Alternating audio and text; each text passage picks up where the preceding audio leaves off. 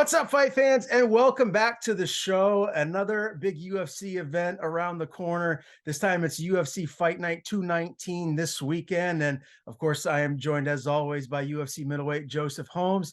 And Joseph, man, this is a great card top to bottom. As always, let's start with the main event. Erin Blanchfield, Jessica Andrade. Andrade is your favorite, minus 140. I think a lot of people feel like maybe she should even be a little bit heavier of a favorite here. What's your take on this particular main event matchup? Andrade's a sicko, dude. I love me some Andrade. I don't see her losing right now to anyone except the top people. Like if Shevchenko, maybe I see her beating her, but yeah, I don't think Homegirl has a chance, to be honest. Yeah, I mean, obviously, Andrade has a lot more experience, and with Blanchfield, she is undefeated in the UFC, but she's only had three fights in the UFC so far. Wins over Molly McCann, JJ Aldrich, Miranda Maverick, and Sarah Alpar. Do you feel like this is maybe a case where the UFC is potentially trying to build a star with Blanchfield if she can pull the upset, or is this kind of feeding her to the wolves a little too soon in her career?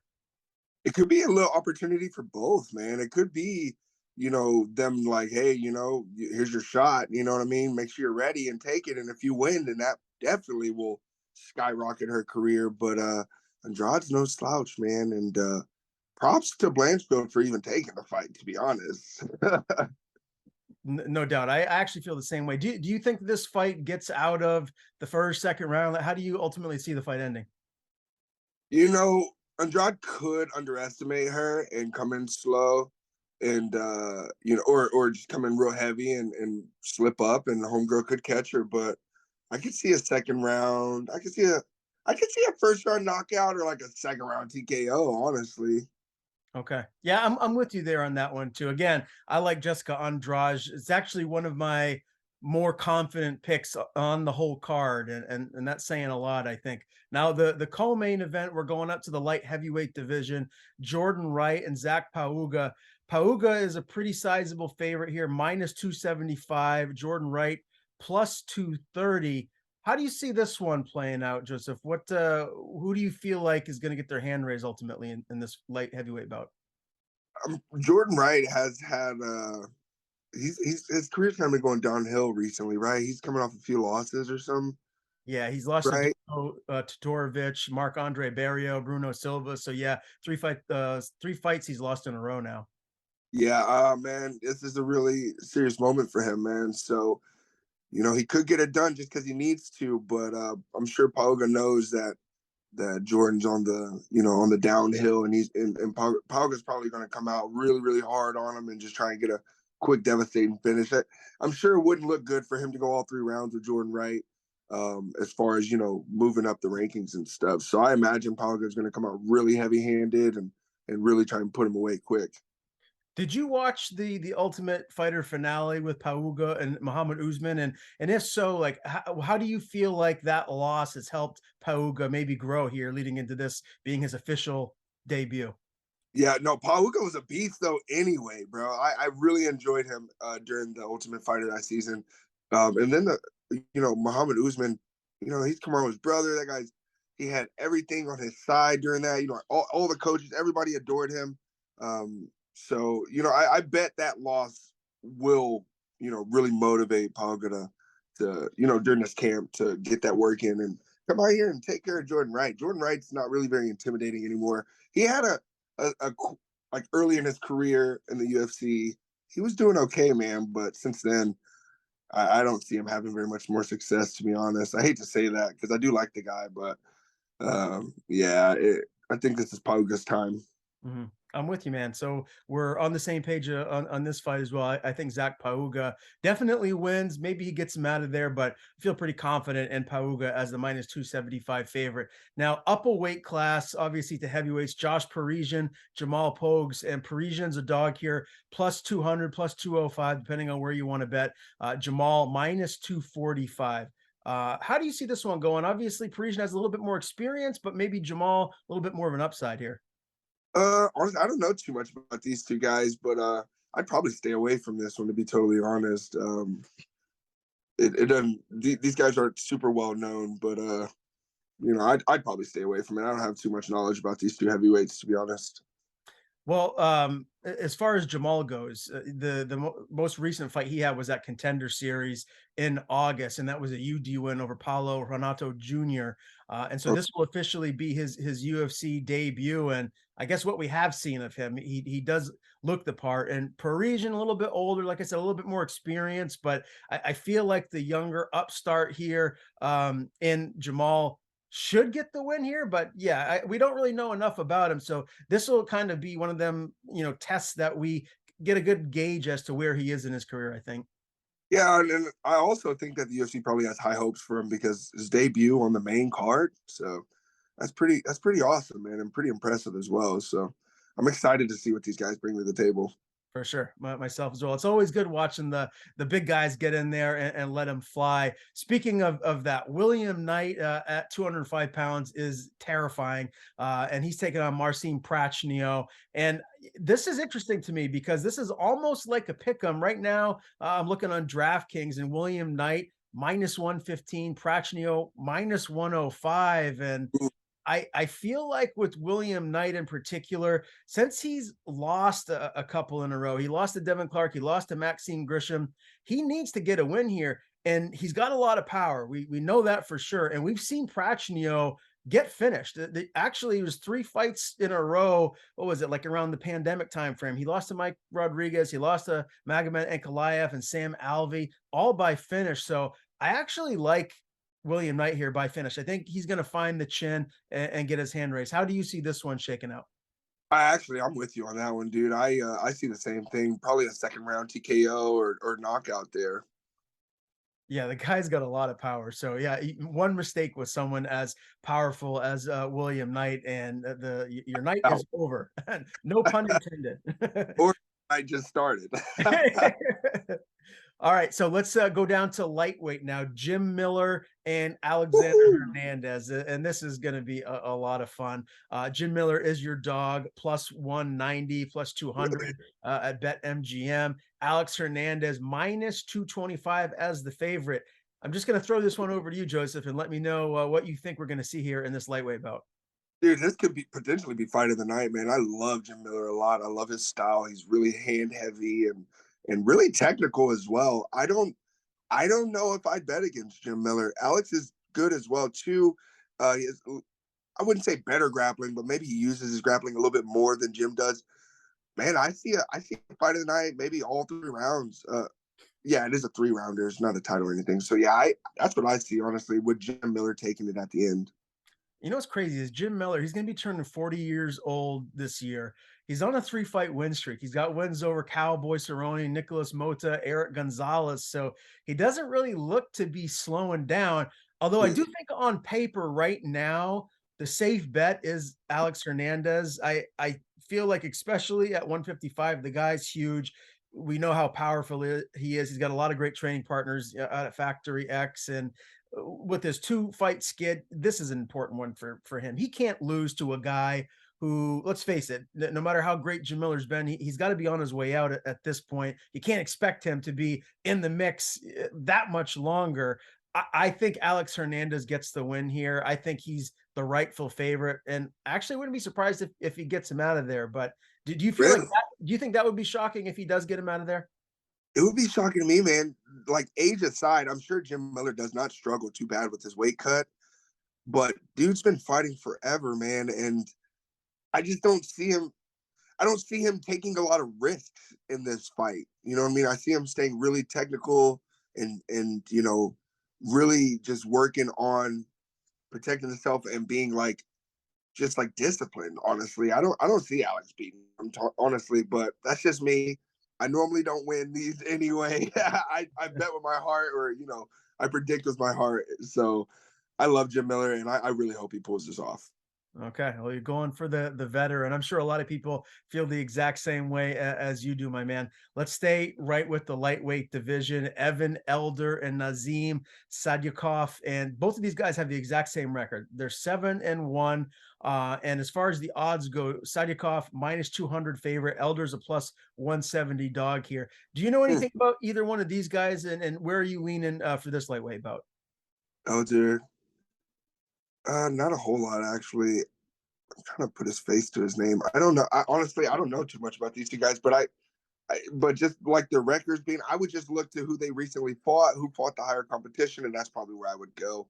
Mhm. Both guys are still very green, even though they're in the UFC. But yeah, I probably wouldn't put too much into this one. It's kind of in that area. Well, Elders had one UFC fight. It was a UD loss to Preston Parsons. When you look over at Nazim, this is actually his official UFC debut. He had a round three win over Ahmad Zahul Hassanzada at Dana White's Contender Series in August of last year. So this is his debut. But I think the big thing here is these guys both have a full camp.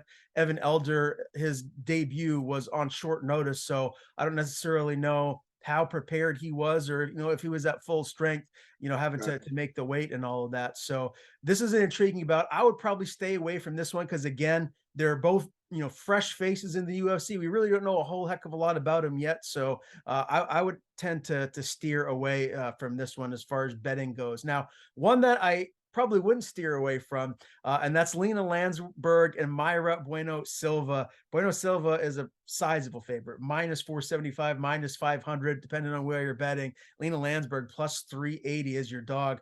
I love Bueno Silva here. I think she gets it done within the distance.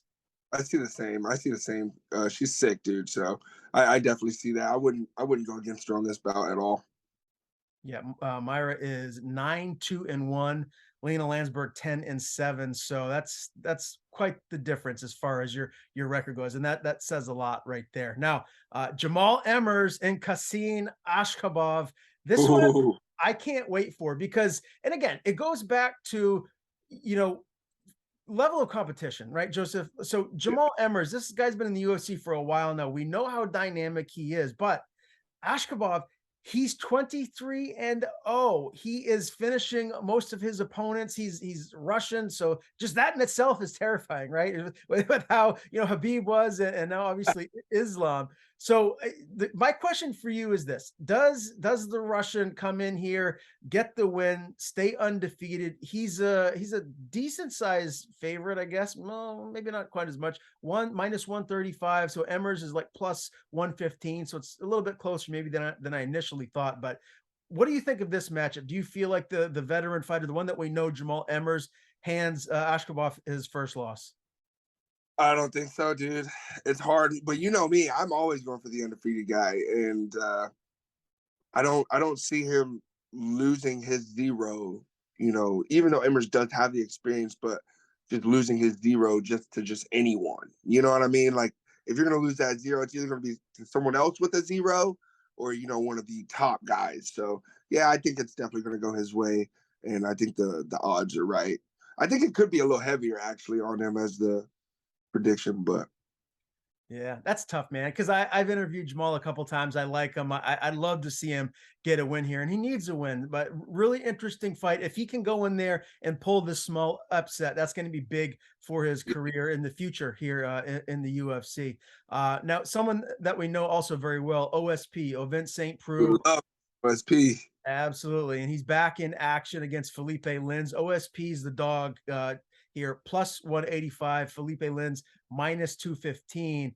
Um, Ooh, and I mean, let's be real. OSP, he hasn't looked that great lately, man. He all the split win he had over Shogun, a lot of people didn't think he should have won that fight.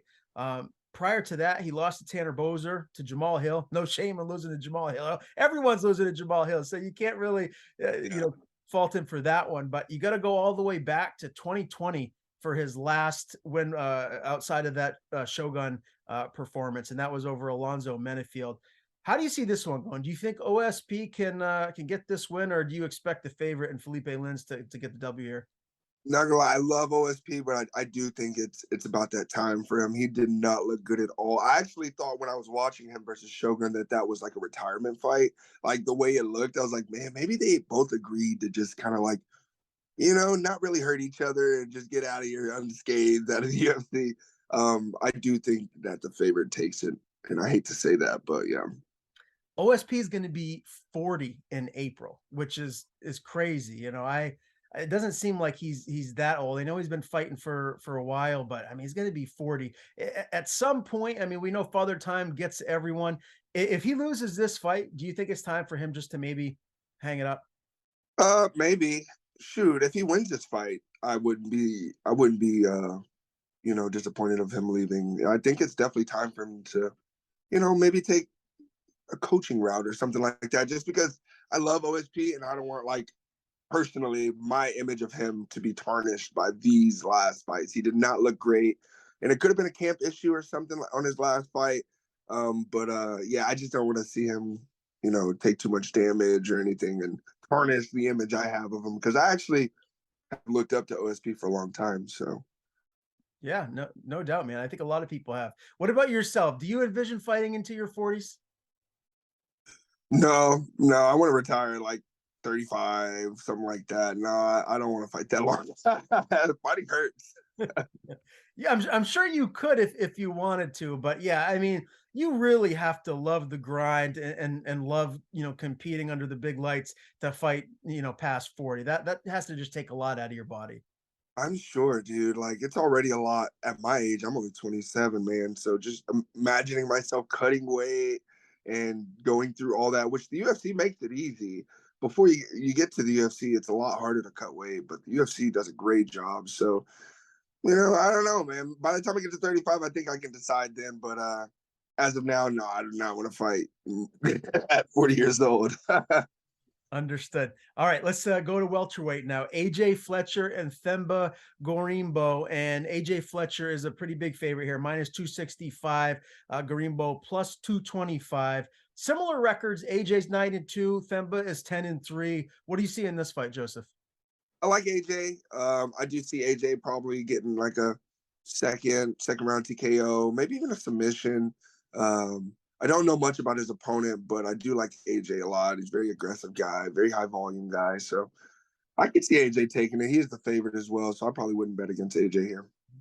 This is interesting too because this is Themba's official UFC debut. He was supposed to fight Oh, Billy Goff, so I'm not sure when that actually changed. But when you're preparing for someone and then you get someone else with a different style, that could affect you if you don't have enough time to really change your game plan or whatever. But interesting to see what happens here in this bout. Again, his UFC debut, and we've seen AJ in there a couple of times, anyways. Now he's had losses to Ange Lusa and Matt Semmelsberger. So a couple of tough opponents right there. We'll see if AJ can get the first win of his UFC career.